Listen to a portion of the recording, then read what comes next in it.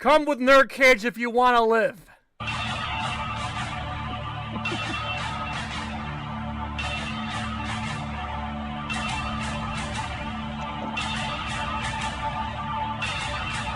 Joe of FallenOne Gaming, give us that countdown. In 5, 4, 3, 2, 1.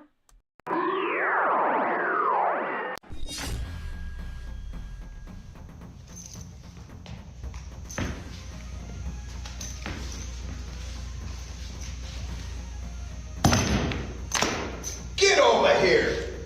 Hi, I'm martial art master Daniel Casino.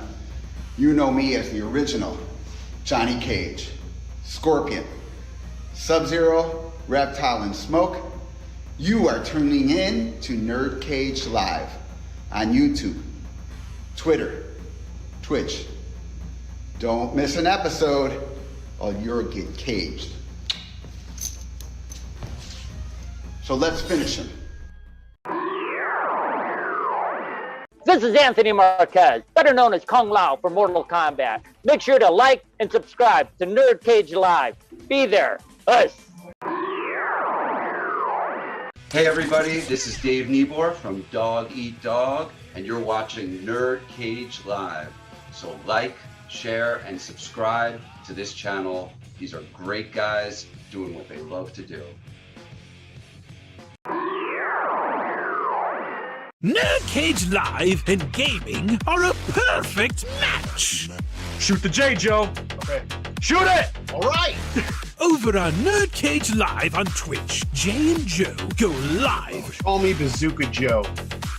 It's all about you. Kaboom! Playing both old school and new school games every Tuesday night. Ooh, what a sight! Jay, stop looking at her face and run. But she's so beautiful. So be sure to follow NerdCage Live on Twitch. Run for your life, Joe. Run for your life, Joe. Running. Run faster. Oh no, Joe. The galaxy's doomed because of you. To scratch your gaming itch. Oh, nice kick, Joe. Thank you. Yo, that's diabolical. Wait. Yo! That's twitch.tv/NerdCage Live.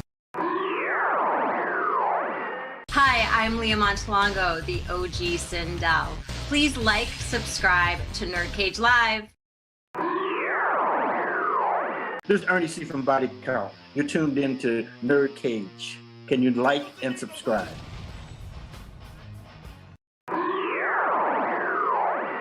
Hey guys, it's the original Shao Kahn, Brian Glenn, and I'd like you to subscribe to NerdCage Live.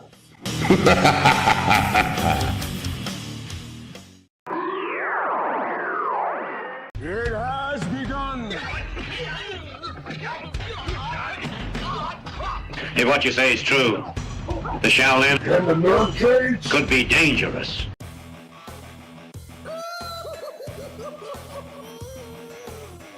Greetings, citizens. You're now trapped in a NerdCage. We hope you have a smashing good time.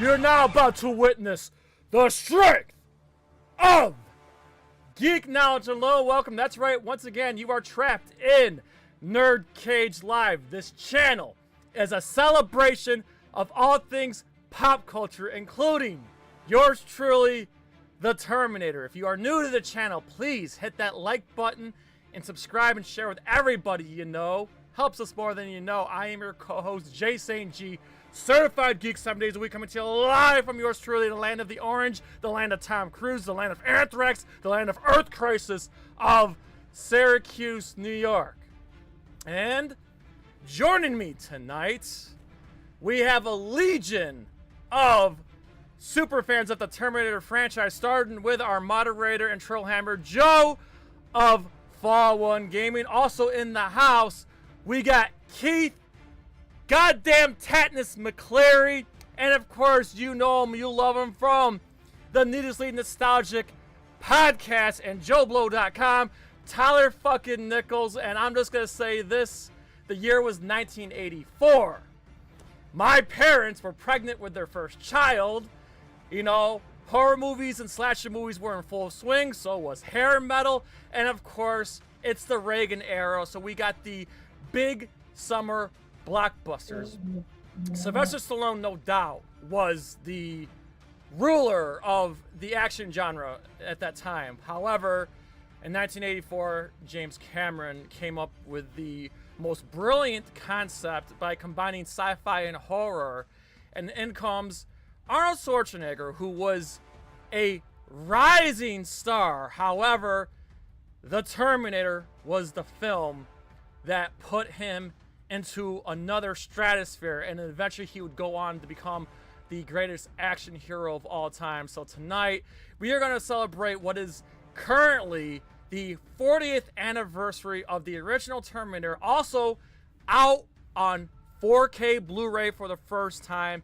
And I couldn't think of a better crew to get everybody together. So for starters, let's just go around in this vicious circle we got here, and let's just take a minute and just all of us will talk about what the original Terminator means to you. So let's start with Tyler. So Tyler, the first Terminator, what's that movie mean to you, and how has that influenced you and whatnot in your love for sci-fi and horror? I absolutely love the original Terminator. I have always contended that it is essentially a slasher movie, and so I'm a big slasher fan, so that always has appealed to me. But there's everything about it is so great. The miniatures that James Cameron uses, the fact that like we barely get to see daylight in the film. It is so dark and like just incredible, and they shot it guerrilla style, so they're on the streets in LA like trying to get illegal shots, and it just brings this energy to it that then combined with like the Stan Winston effects and everything, just it combines for just such an amazing film that, I mean, I consider T2 to be the greatest action movie of all time, but it's really hard. It's like Alien and Aliens with Terminator and Terminator 2 with me, because it's like it essentially depends on the day. Right now I'm full Terminator because it's like I've been doing this deep dive for this little live stream, but I love the first Terminator. It's so good. The whole franchise just appeals to me. Even the shitty ones, I can get down for some Terminator lore. Keith, what about you, man? I know I can't think of a bigger Terminator fan, so go ahead, dish it out. I loved it, man. Obviously, everybody knows by now Terminator 2 is like my favorite. Such a nostalgia thing for me. I think the second one I saw when I was like 9 years old, and I probably wore out the tape it was like recorded on because I watched it so many damn times. But the first one was so good. I totally agree that it's like a slasher flick with guns, dude. It's so wild to me that they pulled that off. And what blows my mind is what few people know is originally O.J. Simpson was who they wanted to play the Terminator. And then Arnold just was a better fit, obviously, for obvious reasons. But that's nuts that there could have been a different version of this movie entirely. Yeah, 2 different versions actually, because it wasn't because originally, if I'm not mistaken, guys, not only that there was the whole OJ thing, but wasn't Michael Biehn supposed to be the Terminator and Arnold was supposed to be Kyle Reese, and they said no, we're gonna switch you two. Thank God. Can you imagine what would have become if we didn't get what we got? I don't think Terminator would have been a franchise. It would have been just another throwaway '80s movie, you know? Like it's just crazy. Just a couple decisions changed everything. Arnold was the one that, like, he wanted to be the good guy, and so Cameron had to convince him of, like, no, you're the bad guy. It's good. You can, like, this is the star. You don't want to be the Kyle Reese role. You want to be the Terminator. And It's finally, actually funny that he was you convinced. say that. It's actually funny that you say that because that's true. But when he got onto doing Terminator 2, he actually reversed his thinking, and he was the one that said, I don't get to shoot anybody in this, and he's the one that came up with, can I just shoot the guy in the leg, please? So, yeah. It's Fucking great. classic. All right, Joe. I mean, you and I grew up together, and we always watched these movies together countless times. We reference them in all of our gaming streams, and So, Joe, go ahead, dish it out, man. And dude, shameless plug, but anybody that hasn't seen my top 10 movies video from, Jesus, what is it, like a year or two ago now? Yeah. That you'll see that is my favorite movie of all time is T2. So yeah, and dude, it's just this movie. I watched them out of order. Shame on me, but I saw T2 first, and then I went back to see the Terminator. And dude, the contrast is just perfect between the evil that is Terminator towards the good that is Terminator. So I mean, it has to be there. It's a staple of the series, and it's probably I would say put it like right under T2. I mean, it's that good. I'm guilty of that too, man. I saw the second one first. Good. I was actually kind of fortunate. I actually did see the first one first. I'm glad we're kind of bringing this up because, obviously, I was not even born when the movie came out, but I did see it on TV when I was in 2nd grade. So that would, I would have been like 7. So like, it terrified me. There's no other way to put it. I know Tyler just mentioned this is basically a slasher movie with guns, but the thing is, like, I can remember being scared of like Halloween and Friday the 13th and Halloween because I was very young when I saw those. But I think the first Terminator terrified me even more. I think what makes it the difference between that and the other slasher villains I just mentioned was the Terminators. You knew it was unstoppable.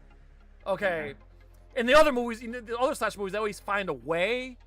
But the Terminator is an unstoppable killing machine, and I think, and I think the effect, the way Arnold was portrayed, and just seeing like with with the amazing makeup with just the metal eye, the laser eye, reveal, like when you're 7, that's just fucking scary, dude. So, and then 2 years later, I saw Terminator 2 again on TV.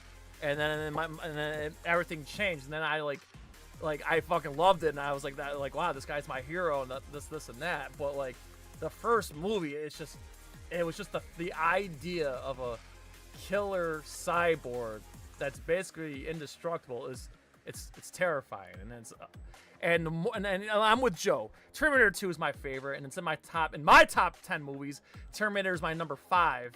The thing is, like, the older I get, I don't think I'll ever put the first one above the second one, but the older I get, the more I appreciate the terror factor of the first movie, and what the simplicity of it was. So I feel like as time goes on, this movie just gets better and better and better on each viewing as I get older.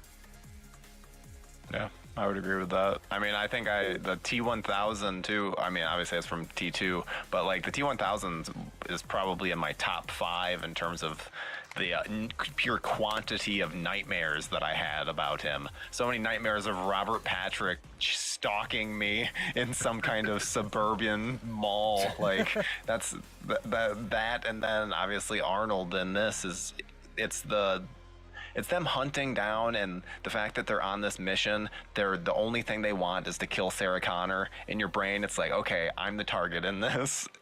They only want to kill me. So yeah, it's easy to have this be like nightmare fuel in many different ways, and especially just with how Cameron handles.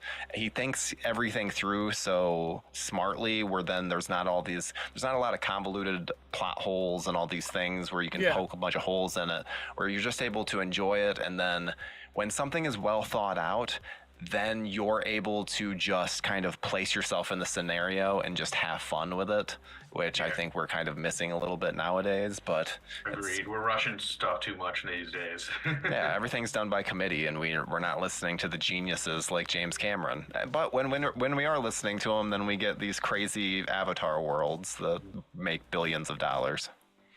Agreed. It's also crazy to think, like, not only that Cameron predicted the future with this film, the timing is so crazy to think about. The age that we're living in now, in the year 2024, it's just like not only that he predicted the future, he got the timing right with AI and machines and shit like that. And that's even mind blowing that he got the timing right of what we're looking at now in our society. Yeah, and I think that was the biggest fear factor in the movie, was that most of the horror films back in the day were all supernatural and stuff. So you could kind of take yourself out of it and go, well, this is scary and everything, but it's not something that's actually going to happen. This had a realism to it, like, we saw tech increasing at an exponential level, and we're like, this could be something that happens someday if we don't contain it, Yeah. So, Judgment Day. The thing that people might not, especially the younger generation, might not think about, but the T2 came out in 1991. The 80s were very Cold War centric, and it's the fear of the eventual nuclear winter was very much still prominent, and so it's like, yeah, playing off of that, almost then transitioned into the people of the 90s and the 2000s. They think of T2 and they're like, shit, when's T2 going to happen? I don't want that. That's the reference point. Mm-hmm. Exactly. But I don't know about anybody else. I'm old. Growing up as a kid, because of my obsession, especially with the second one, for Christmas one year, I got the play set that it came with the Terminator skeleton robot thing. You put it in a mold and you pump in flesh, and it gives it this like gel-like flesh. Oh, that's so cool. Cut off. It was the dopest toy, dude. It came with a powder that you mix with water. It came with the molds, and you just pump it in. So you give the Arnold mold to the skeleton, so it looked like Arnold. And then when you have them fight and whatever, you can actually tear the flesh off and expose the machine underneath. And it's pretty rad, man. But much like 80s and 90s toys, it is good for like a use or two, and then you're not buying the refills. It's on to the next thing. But it was cool as hell at the time. Hell yeah. That's awesome. It was a simpler time back then. Absolutely. A little off topic, but it's just funny. You mentioned toys, Keith, but it's just so wild in the 80s and the 90s how we got so many like toys and cartoons for kids based off of rated R movies and shit. They don't do that no more. Yeah, they've been a little sensitive to that lately. Yeah, I'm yet to see like a Saw playset geared towards children, but you're absolutely spot on, man. I had the Terminator 2 comic. That was literally the movie verbatim in comic book form that same Christmas. And I also got a motorcycle toy that was from the movie, and just a bunch of Terminator related things because I was such a nut for it. because I saw the second one first and I just was obsessed, man. And weird fact, I was 19, I think, when I finally saw the first one. Took me Wow. forever. Yeah, That's crazy. It's funny how that happens sometimes. Absolutely. Not sure why. Now, Keith, I know you're a bodybuilder and stuff like that. And this goes into the beginning of the movie. Obviously, the whole time travel, they arrive naked, but I think Arnold looked absolute peak in the first Terminator. I know some people may argue and say, well, maybe Arnold looked best as Conan the Barbarian. I think he looked at his absolute best in the first Terminator movie. Because if you watch the second one, he was a little bit more slimmed down. But if you see the first one, like, not only that he was bulked the fuck up, but like, I just think the presence that he had in like I said, I think he looked at his absolute best as a bodybuilder in the first Terminator movie. Like I said, if you see his other films, I feel like he's not as big size-wise compared to how he looked like in the first Terminator film. So I assume you're not counting Pumping Iron. Yeah. Okay. I was like, Well, but that was like a documentary. But like, as far as like preparing for like a role in a movie, I think he looked at his best in Terminator in the first one. If you watch Predator, like, he, not to his fault, but he got a little bit slim for Predator because where they were all filming. And like I said, and by the time Terminator 1 rolls around, he was already in his early 40s, so he didn't. I think he looked at his absolute best in the first goddamn movie. Also, I gotta appreciate, and here's your Mortal Kombat reference. Obviously, the three dudes that he encounters out in Los Angeles. One of them was Bill Paxton in his punk rock getup, which was cool. But the guy that got fist to the heart, that was Brian Thompson, who played Shao Kahn in Mortal Kombat Annihilation. So I thought that was pretty fucking wild that we got like these wild cameos from like well-known actors there right in the beginning. And come on, nice night for a walk. That shit was great. And I mean, speaking of MK references when it comes to Terminator and everything, I mean, it's still relevant, obviously, considering they had him as a guest character in 11, and now they're bringing Pattinson's T-1000 to Mortal Kombat 1. And so, obviously, Kano was inspired by Terminator. yes, too. exactly. So, yeah.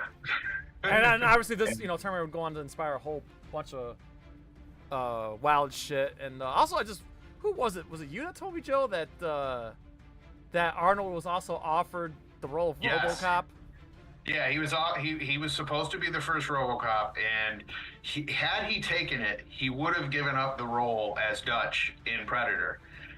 But I think he turned it down last minute or something. But because he was still friends with the director, he went on to do Total Recall. So those are two movies, Predator and Total Recall, that would have failed had he played RoboCop. have you guys ever heard the amazing story of the prank that Arnold pulled on Jesse Ventura on the Predator set? I think I heard it years ago, but refresh my memory. Yes, for those that have not heard this story, so Arnold, they were always like having competitions on that set because it was just a bunch of macho guys, and so he convinced the wardrobe person to put up false measurements of his biceps. And so Jesse Ventura happened to see those, comment on them, and be like, oh, I got bigger biceps than Arnold. Hell yeah. Arnold was very pleased when he found out this got back to him and bet him. He's like, oh, hey, how about it was Jesse that then was like, hey, we should do a bicep measuring contest. Winner, and then Arnold's like, yeah, winner has to buy champagne. And Jesse was all like arrogant because he's like, oh, well, I know I'm gonna win. Then Arnold ended up having biceps that were 3 inches bigger. And it's all the whole joke. It's all done like Arnold retells it all on camera on set. It's incredible. And then it shows Jesse's perspective, who isn't aware that Arnold pulled that prank. Like, it's amazing. Check it out if you haven't seen the Predator documentary. Nice. I can confirm that is true and hilarious. Arnold has a way of trolling people, and he's done it to Lou Ferrigno as well, which is hilarious. I don't know if you guys know that story, but I do not. Share it. Okay, so Dish, please. Lou Ferrigno asked him for advice and said, I need to know what your secret is that like gets you to that level. You've won these competitions so many times. There's something you're doing. And he's like, I'll tell you honestly, the secret nobody knows is I eat so much salt. Non-stop salt.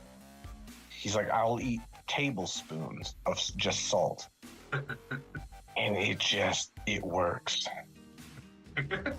So Lou was like, holy shit, that's so ridiculous. It's probably true.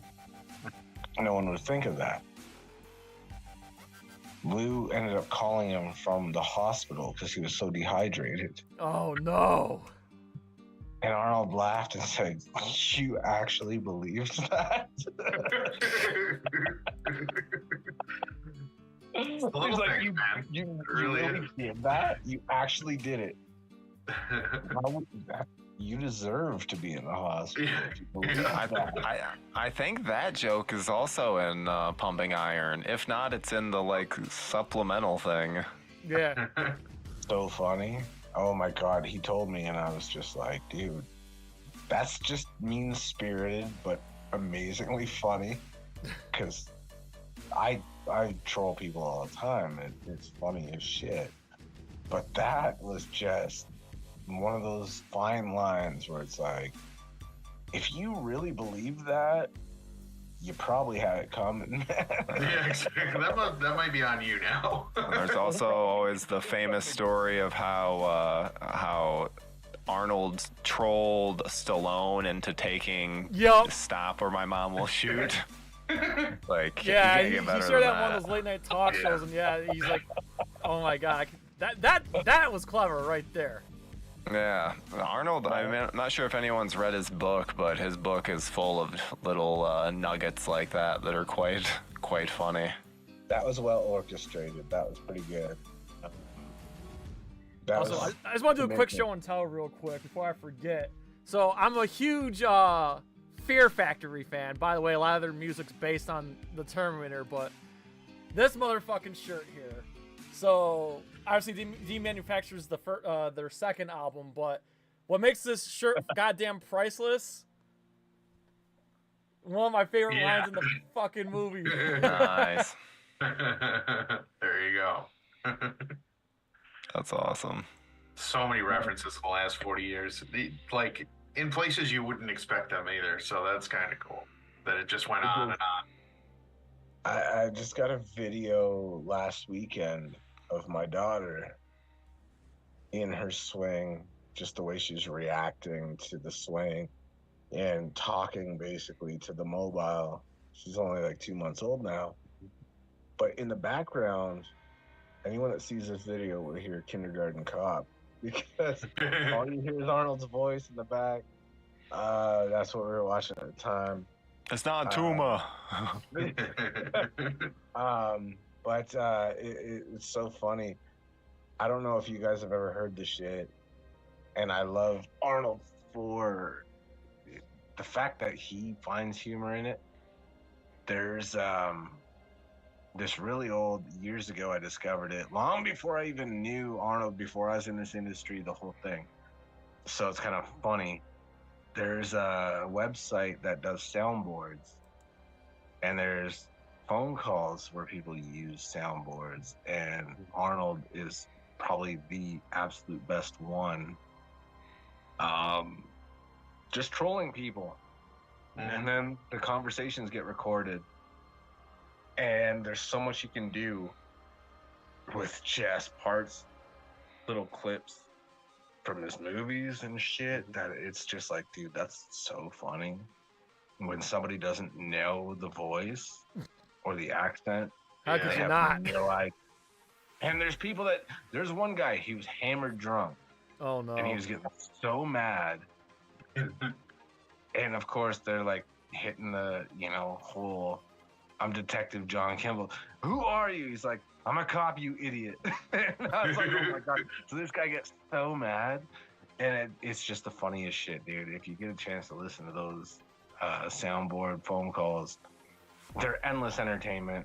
It's so stupid. And it's funny, I've heard them, and it's dude, they're great for what they were.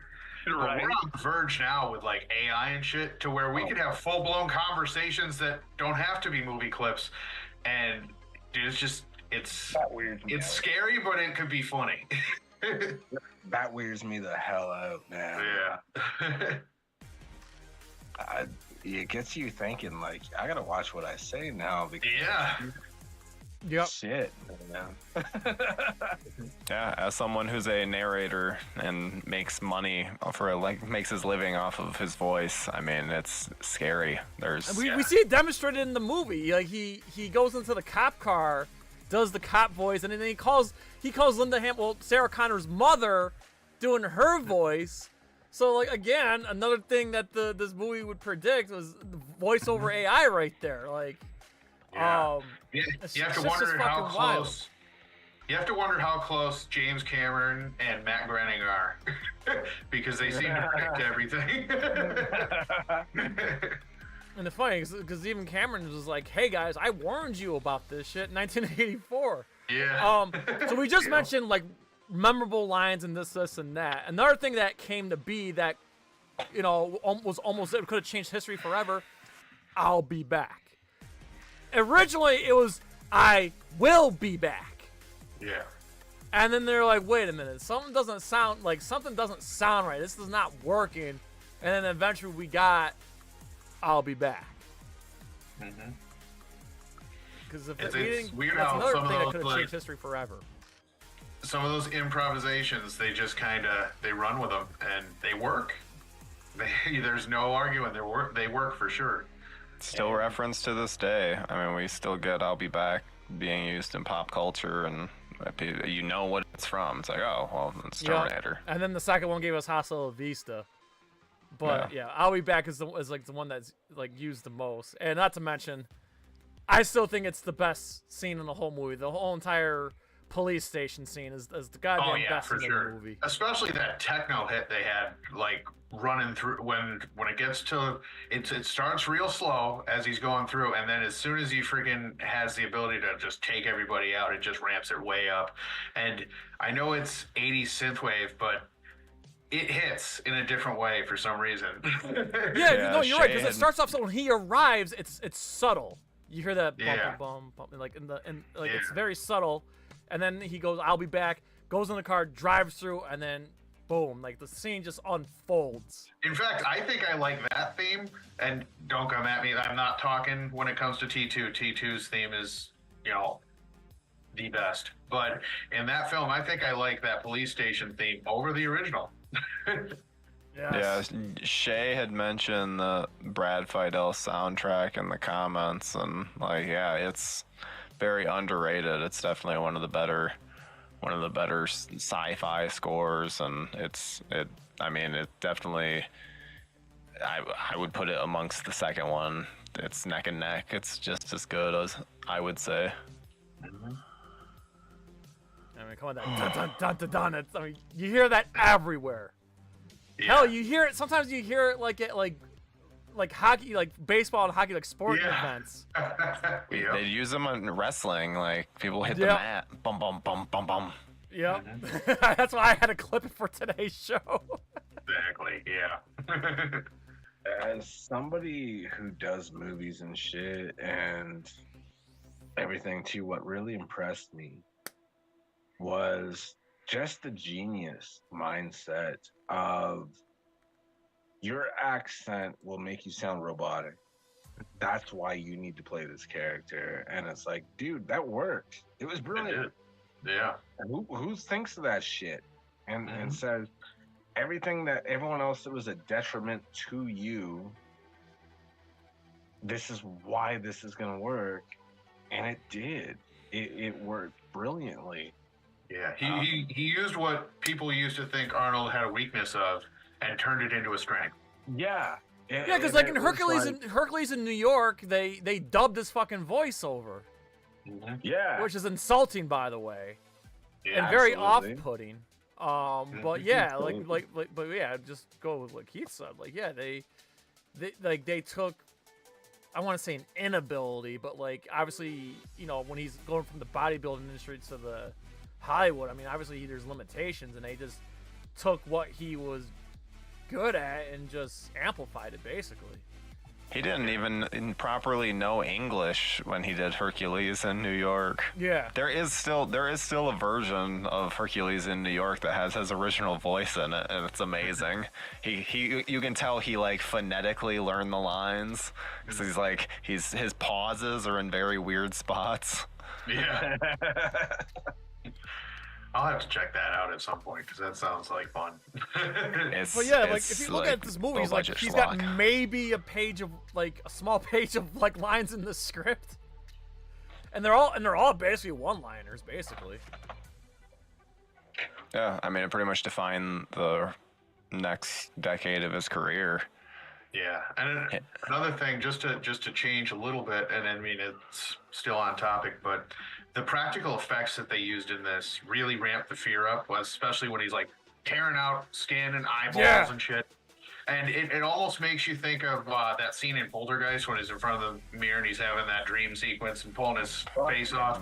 It's almost the same type of fear element right there.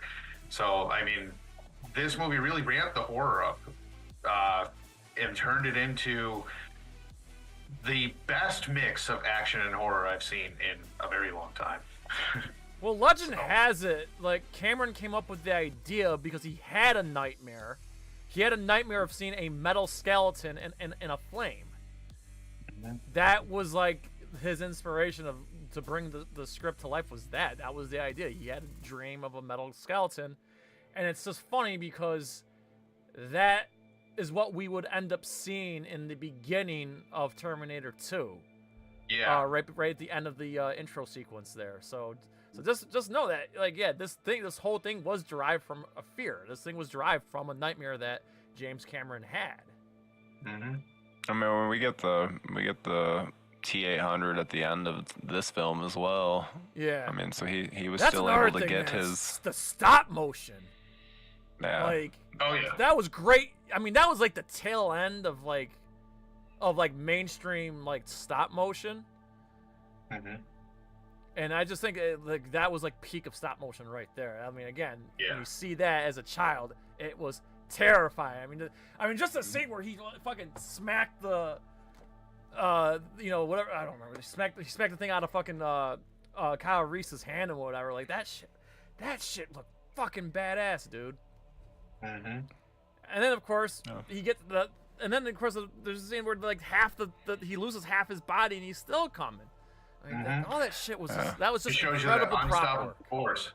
I have a question for you guys. So, I think I was like you guys. I can't, because it's hard to say because I was born in '91, so these movies have just always been in my life.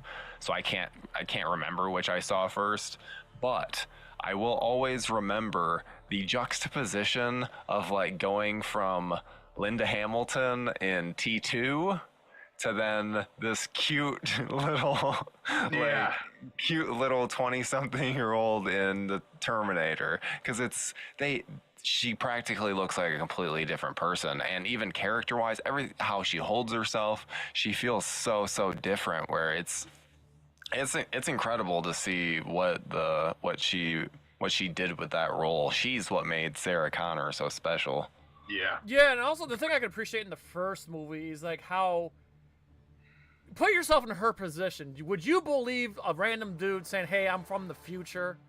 I like how the fact that even after she sees what she saw, she's still skeptic of everything, and she's sitting at the goddamn police station, like, so this guy's crazy, right? Like, I'm not like this was all a prank. This is all crazy. And he's like, look, he was probably wearing a vest, but how did he punch through the windshield? He's on PCP, Like, I like the fact that they're coming up with all these scenarios trying to, like, debunk everything that she encountered, and she's so conflicted, like, did I really see what I saw, or is everything just crazy? Like, I like the fact that her character didn't just jump right in.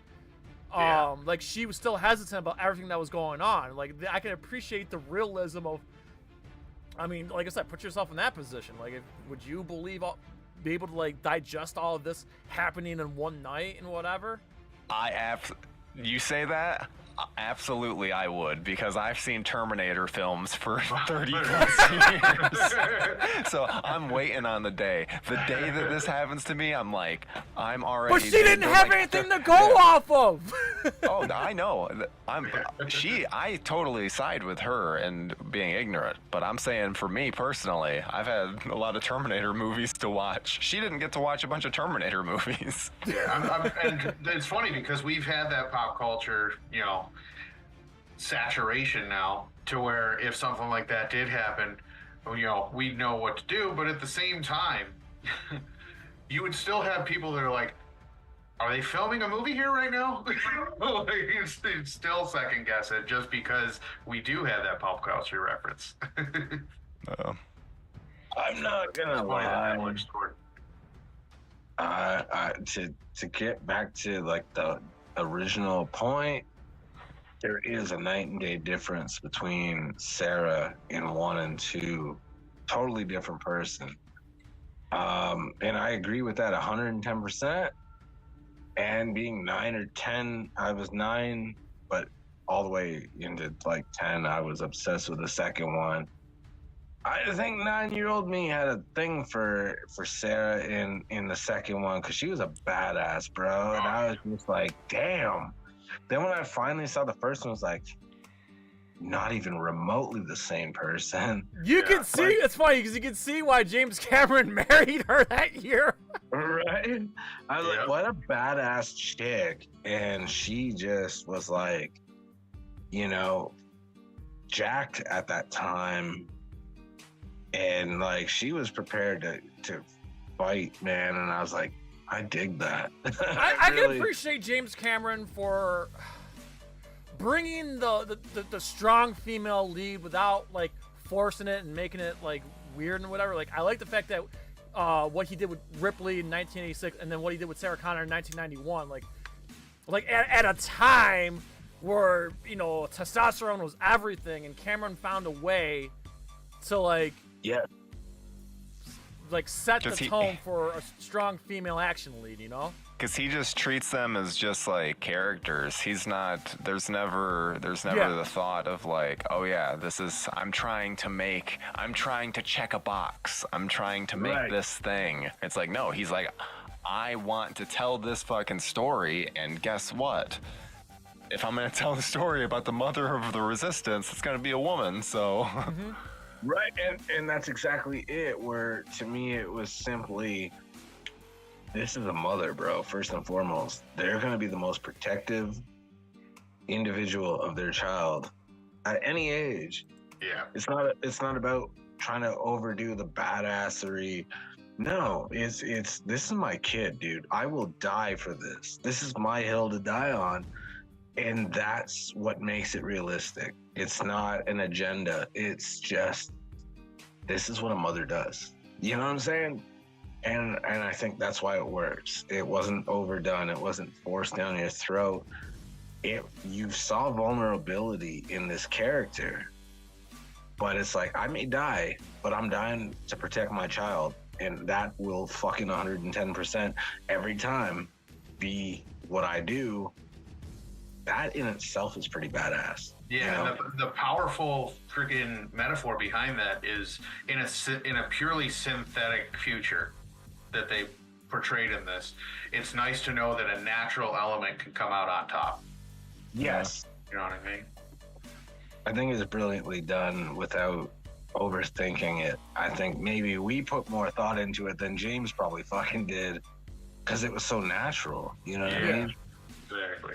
I think that's the case for most art, is all the stuff that comes after. That's not really what is the artist. The artist isn't probably intending 99% of that, but It's like because people can get whatever they want from a film and because once you put it out in the world, it's like, well, this is the audience's now. Let's see what they do with it.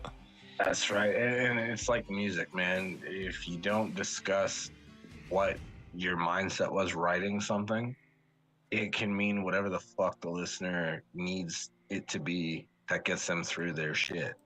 Yeah. You know what I mean? Like the second you say, no, this is what I was writing about, it ruins that for them. Yeah. Because for them it was something so much more.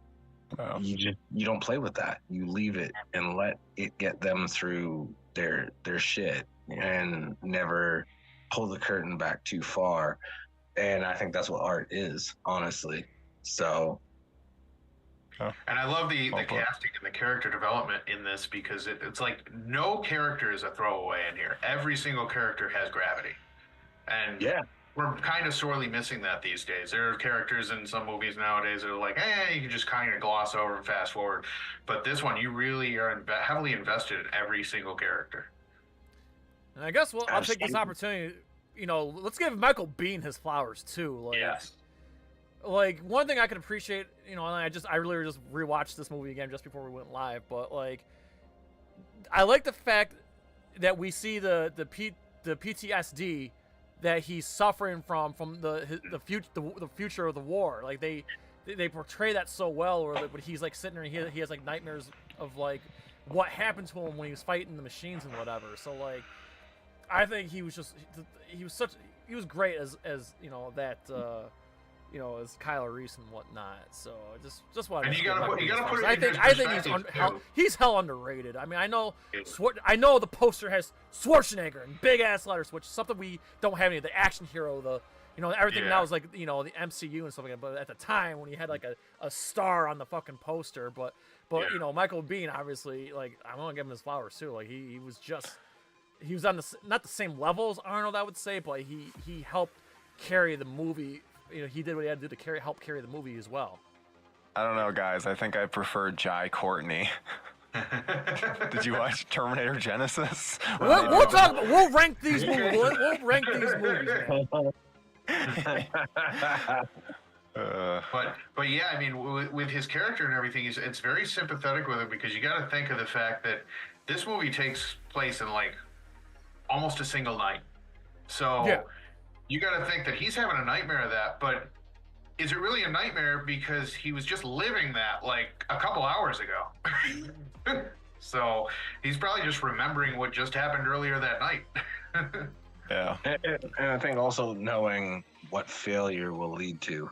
Yeah. Exactly. No. I mean, let's put ourselves in his place. If you're in this nightmarish future and then you're sent back to the past, like, you know what? Hey, I kind of like it here. I'm just gonna kick back. Hey, I'll be X amount of years old by the time. Yeah. Right.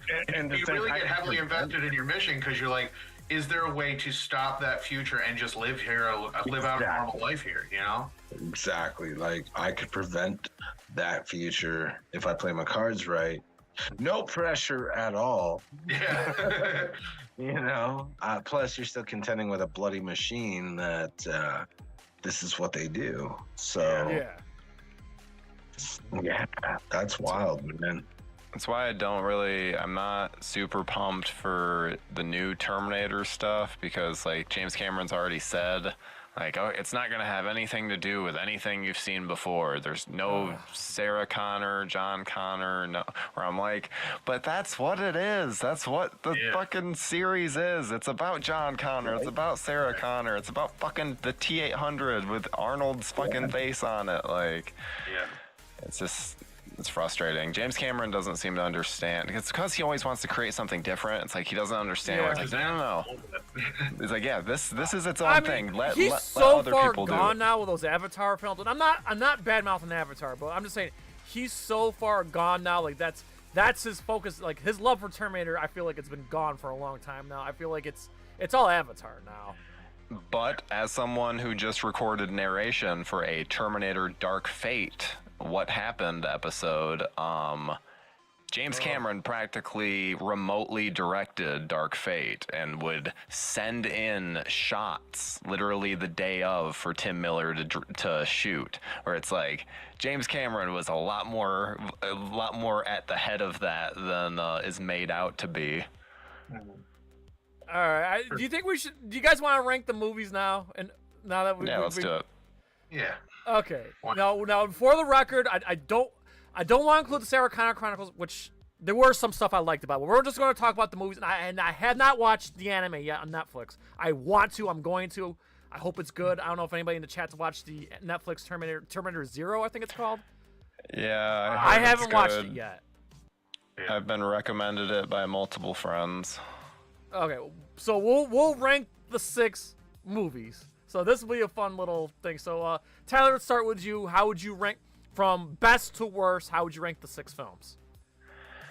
I mean, so I need to say right off the bat, I actually get enjoyment out of every single one of these. Yeah. Every single one, I still, even the worst ones. So just want to state that. Yeah, that's fine. Starting bottom up, I would say Terminator Dark Fate, Terminator Genesis, Terminator Salvation, then Terminator 3, The Terminator, and then T2. Very okay. Okay, I'm actually right. That would be my order with you, Keith. What about you? I have to agree with that, actually. Like, really? I really did like Genesis. I thought that it was kind of a nostalgia trip in its own right. Same. 2 is always going to be my favorite. 1 is right there after that. 3, I saw it in the theater. Same here. And I was just happy. I was just happy to see Arnold doing this shit again. It took me a long time to see the whole Christian Bale thing and give it a chance. So, but I was like, it's not bad.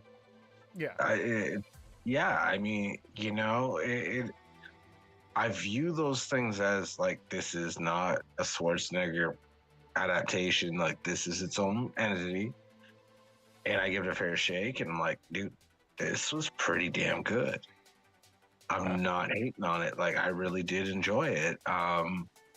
Stuff like that, you know, I do that with reboots and shit when everyone's like, it's not that actor. Who cares? This is its own thing, and I view it as that to give it a fair shake. I felt it was really well done. Genesis for me was just that nostalgia trip. And I loved the concept of merging current Arnold with Terminator 1. I was like, I know it's CGI, but fuck, did they ever kill that?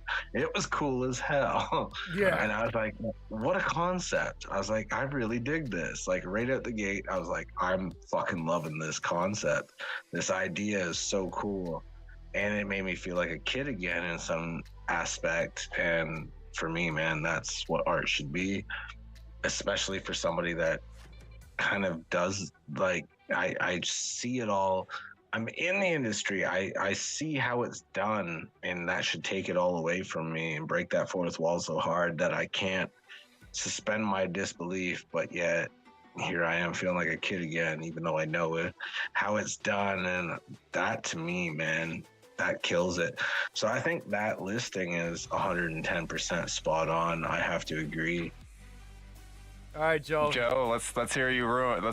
You're gonna be like, no, which you should. Well, I'm kind of on the same wavelength actually, but there's a small difference. I do still put Dark Fate on the bottom, and then going up, I have Genesis, and then it becomes a little bit blurry for me because Salvation and 3 can be flip-flopped for me.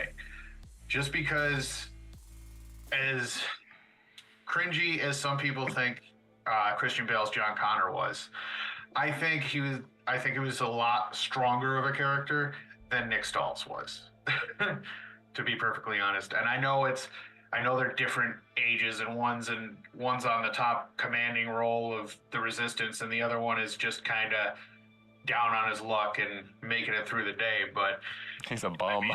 He's pretty much a bum. Let's just say it. Yeah, he's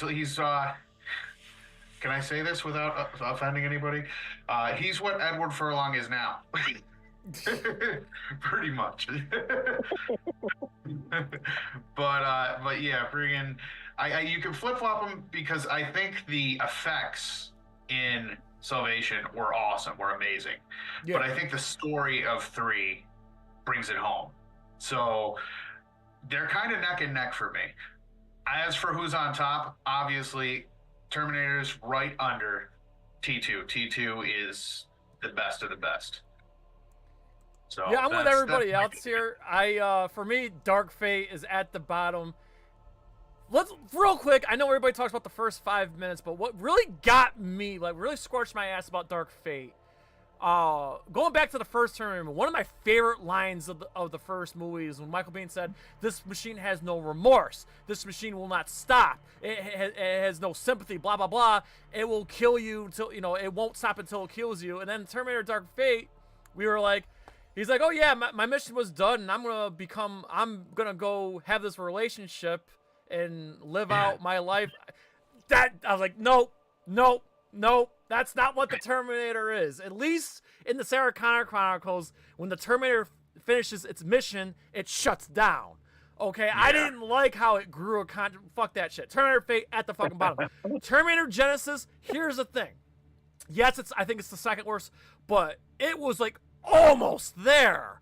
Like the idea of sending a Terminator back to the 50s and it waited for the Terminator to arrive in 1980. Like, there were stuff that I liked. The problem is Terminator Genesis threw so much in every direction. Like, you had to be like laser focused at all time to pick up all the references to make it all make sense. And it takes the enjoyment out because there's just too much flying at you. It was almost there. I wanted to like it. I didn't. And then for me, I'm sorry. Okay, Terminator Salvation's next, and here's why. I was so pumped for Terminator Salvation because I knew what was coming. What I'm just gonna say it. I thought the character that what's that actor's name there? The Australian guy. The one in the Avatar movie. Sam Worthington. Yeah, Sam Worthington's character was more interesting than John Connor. Okay. That kind of bothered me. I'm like, wait a minute, this is supposed to be John Connor's story, but I like this guy better, or whatever. And then, so yeah, it's for me, Terminator, and then Terminator 3 is that. And here's the thing: I have a soft spot for Terminator 3 because that was and Joe, we saw it together. That was my first time seeing a Terminator in the theaters, and come on, the crane scene is still fucking awesome. Plus, I think coffin scene, come on, the coffin scene, come on, dude. She's a cool Terminator. It was Arnold's last true. It was Arnold's last true go round, then Terminator 1, then Terminator 2. So that's my ring. I'm with everybody else, but there's reasons why. But kind of like what Tyler just said, there's stuff to like in all of them, but to me, like, the first two are in their own stratosphere. But I'll confidently say I think Terminator 3 is the best of the bad ones, I guess. I will give you that. For myself, as old as I may be, Terminator 3 was also the only one I saw in the theater.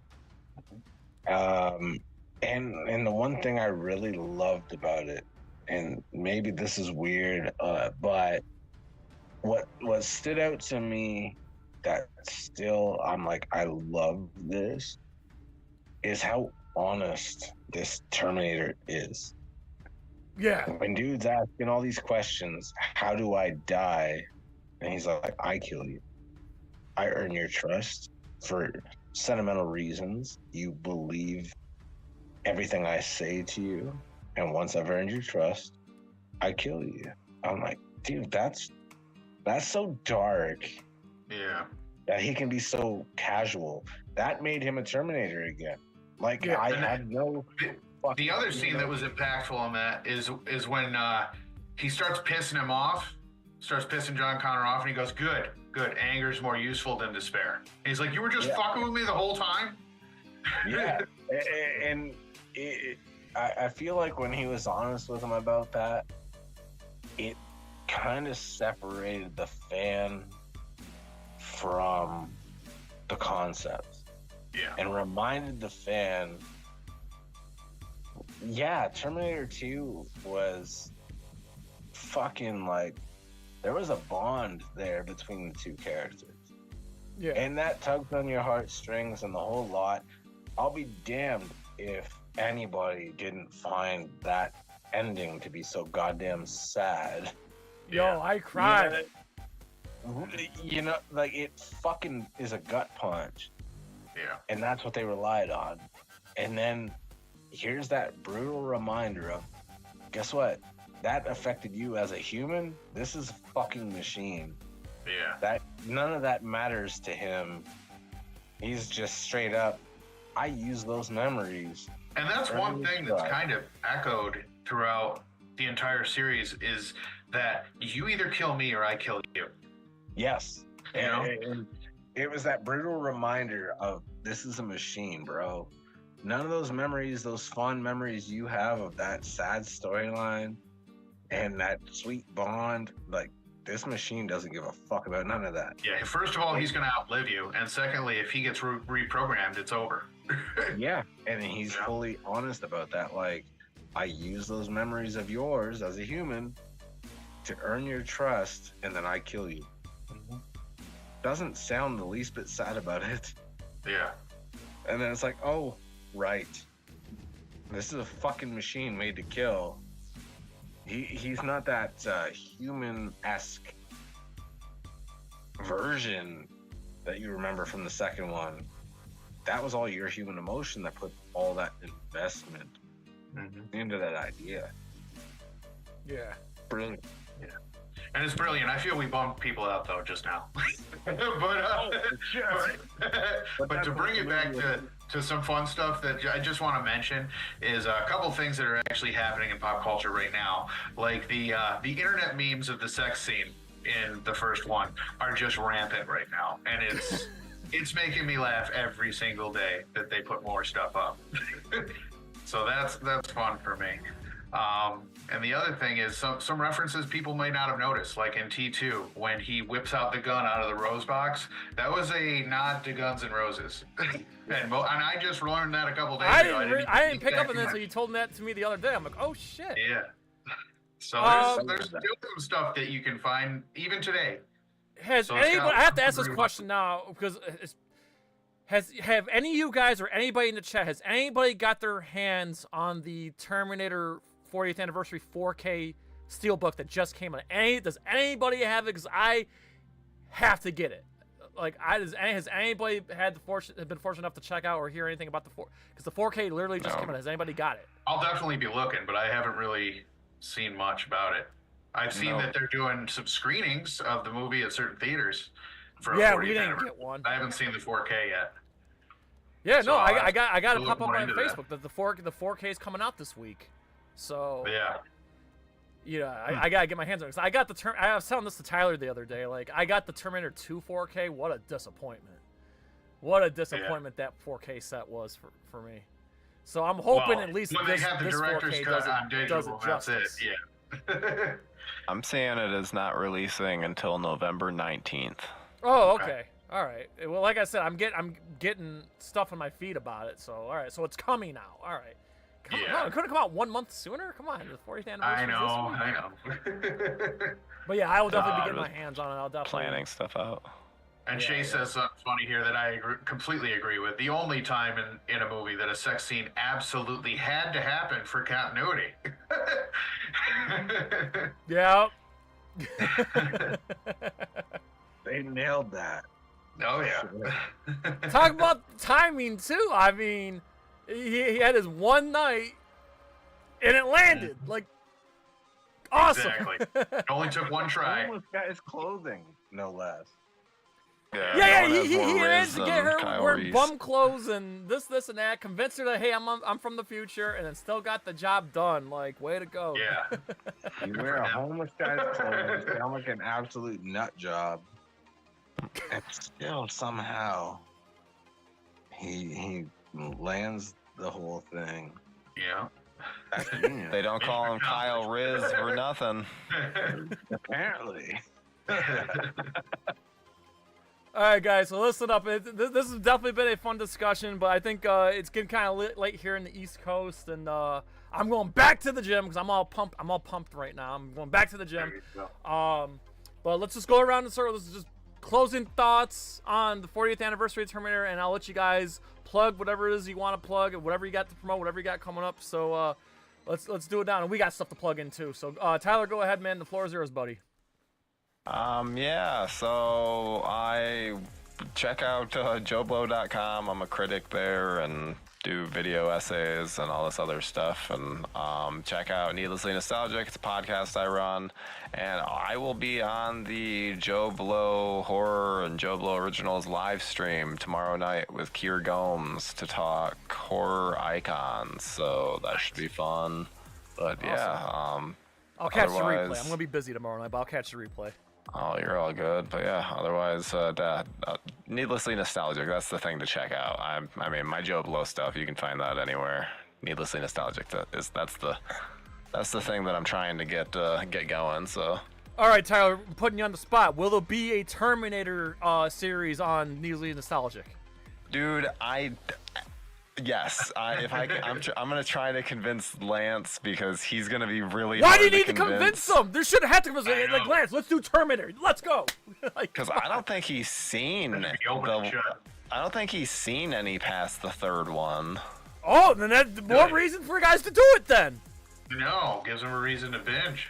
Yeah, I mean, I hope I can convince him, but we'll see.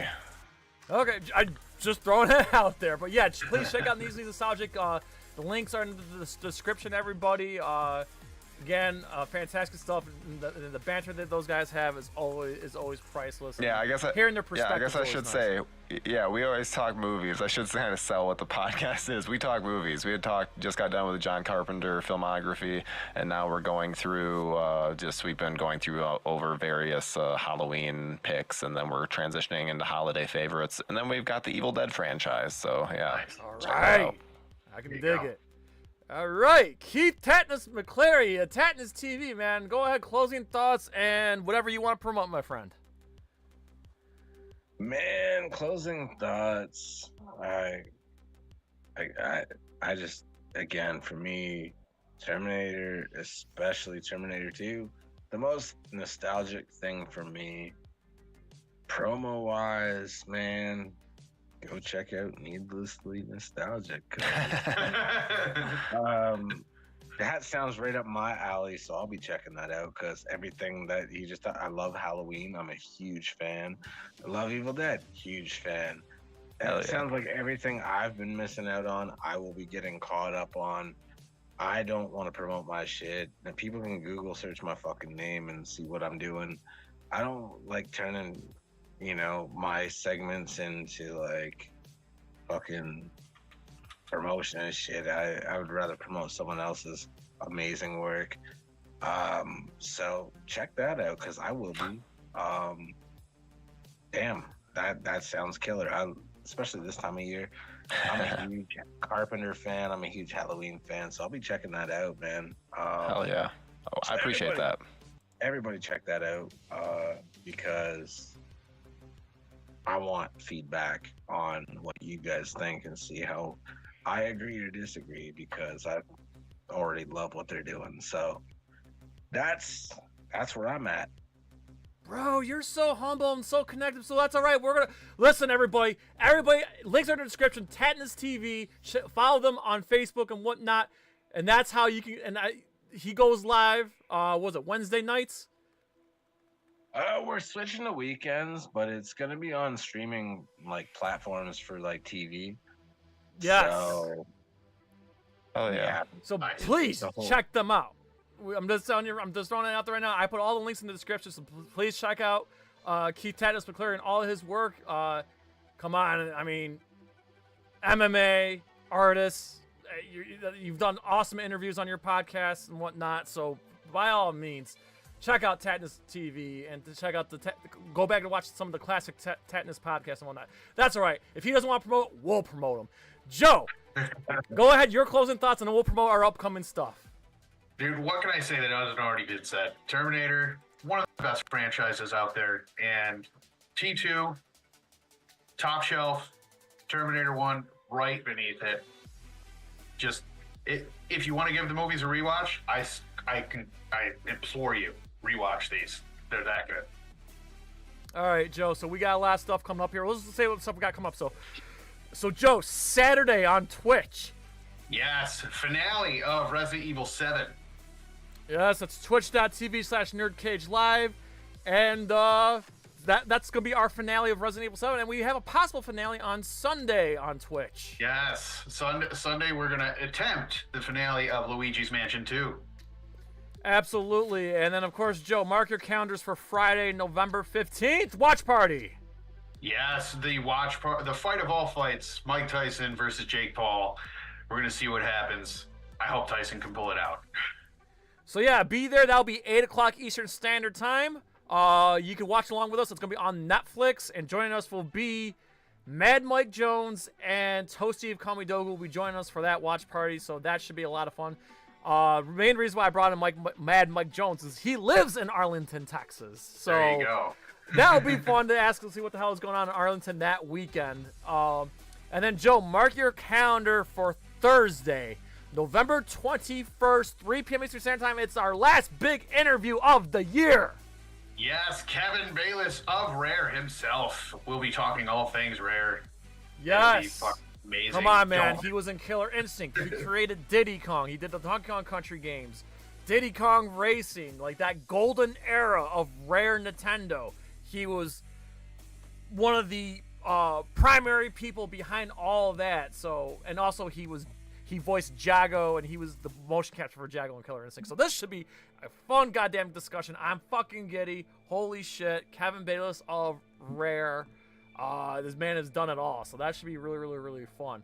So yeah, I'll just say, listen, again, Terminator 2 will always be my all-time favorite movie, but as time goes on, the more I appreciate the first movie for its simplicity and, of course, sci-fi horror elements that we really haven't seen since that. So I feel like it was just like everything was hitting on all cylinders, and again, it's peak Arnold at his best, at his scariest, and just like it's just such a fast-paced, like heart-pumping movie that like I feel like it's getting better and better with age, especially in we're living in the era of AI. So it's just crazy that all that shit came to fruition as we speak. Now, real quick, just be sure to get yourself a NerdCage Live t-shirt. Again, any size, any color, whether if you're a skinny booty color or a fat fuck, big or small, we love them all. We go from small all the way to 5XL. We also have hoodies, magnets, tote bags, coffee mugs, you name it. Get yourself a NerdCage Live t-shirt. You're gonna love the way you look. I guarantee it. The link to our TeePublic is in the description of every video and across the badlands of social media. Speaking of social media, Joe. Yes, if you want to get us on Twitter or Instagram, both handles are @nerd_cage. Our link to our Discord is in the description. Become a member there as well. And our Facebook discussion group that is NerdCage Nation. We love everything you guys put up there. No spoilers, no politics, and for God's sakes, keep it civil. So one last time, thank you to everybody that showed up on stream tonight. Again, appreciate NerdCage Nation for coming in full force. I see you, Doom. I see you, Shay. So thank you very much for supporting us. And of course, big thanks to Keith TATTNESS McCleary of TATTNESS TV and Tyler of Needlessly Nostalgic. Of course, as always, we please ask you to like, comment, subscribe, ring that bell, spread that shit like Skynet's virus. So to USA, from yours truly, the land of the orange of Syracuse, New York, to all of our fans and friends around the world at NerdCage Live, Needlessly Nostalgic, and TATTNESS TV. As always, enjoy life, stay safe, eat your vegetables, do your push-ups, go to the gym, all that good stuff. Good night, God bless, and have the best day of your life. Good night. Thank you very much, everybody. NerdCage Live and gaming are a perfect match. Shoot the J, Joe. Okay. Shoot it! All right. Over on NerdCage Live on Twitch, Jay and Joe go live. Call me Bazooka Joe. It's all about you. Kaboom! playing both old school and new school games every Tuesday night. Ooh, what a sight! Jay, stop looking at her face and run. But she's so beautiful. So be sure to follow NerdCage Live on Twitch. Run for your life, Joe. Run for your life, Joe. Running. Run faster. Oh no, Joe, the galaxy's doomed because of you. To scratch your gaming itch. Oh, nice kick, Joe. Thank you. Yo, that's diabolical. Wait. Yo! That's twitch.tv/NerdCage Live.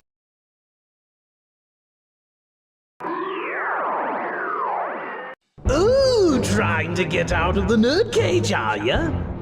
Well, before you go, hit that subscribe button. And if you're really intrigued, ring that bell. Thank you for dropping by.